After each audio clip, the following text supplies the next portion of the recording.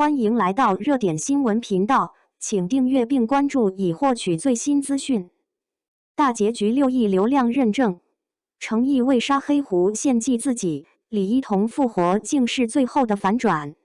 诚意，李一桐主演的新剧《天地剑心》昨晚播出大结局，流量冲破6.26亿，同时在猫眼电视剧热度榜重返亚军，仅次于《山河枕》。打败唐朝诡事录之长安暗河传和水龙吟。天地剑心结局中，王权富贵遭最终反派黑狐控制而黑化，唯有取出青铜体内炼化的至纯情种，才有机会将他唤醒，进而打败黑狐。因是魂散的保护，王权富贵始终徘徊在清醒与黑化之间。他深知，一旦取出青铜体内的情种，青铜便会殒命。为此，他苦思两全之法，甚至盼着青铜能早日离去，免受牵连。可青铜始终不离不弃，坚定地守在他身边。可终究没有别的路可选，青铜自愿赴死，两人乘一叶小船，来到他指定的淮水竹亭湖畔，共赏最后一抹夕阳。王权富贵神色冷酷，开口便道：“这落日很美，你最后的愿望已然实现。”青铜噙着泪水，轻声道别：“太阳西沉，百鸟归巢，而我这只小蜘蛛，也该去我该去的地方了。能陪你到最后，青铜这一世已然满足。”最后，青铜轻声提议：“富贵少爷，我能再抱抱你吗？”王权富贵语气淡漠，回绝道：“我已经不是从前的那个富贵少爷了。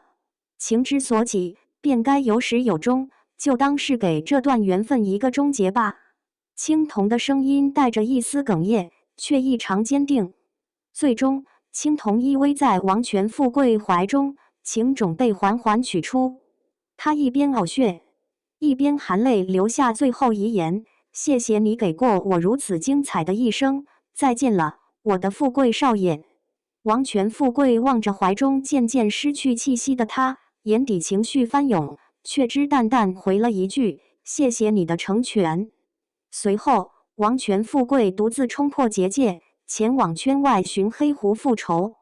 他一身白发战甲，英气逼人。交战中，他一度被黑狐操控意念，危急时刻，脑海中不断传来青铜的声音。他眼中含泪，借青铜留下的情种成功觉醒。双方激战许久，始终难分胜负。王权富贵最终决意与黑狐同归于尽，留下遗言：“兵人出生便是祭品，献于天地万物，无憾。”话音落，他以生命为代价，融合王权剑与纯质炎阳，施展出天地一剑。背后剑雨漫天，仿佛承载着父母与面具团的一致。这惊天一击成功击溃黑狐，这个让无数人殒命，留下无尽遗憾的反派，终于在此刻画上句点。弥留之际，王权富贵将最后一丝灵力注入青铜的情种之中。这一举动不仅让青铜成功复活，变回蜘蛛原形，还了却了他的遗愿，让他能在苦情树下静待重逢，盼来世再续前缘。而他余下的灵力，尽数化作天地间的一草一木，与万物相融。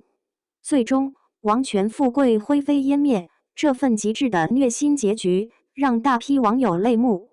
剧中另一对 BE 组合同样催泪，郭俊辰饰演的全如沐，惨遭父亲全敬亭杀害；何瑞贤饰演的龙微云悲痛欲绝，自封全部妖力，决意殉情。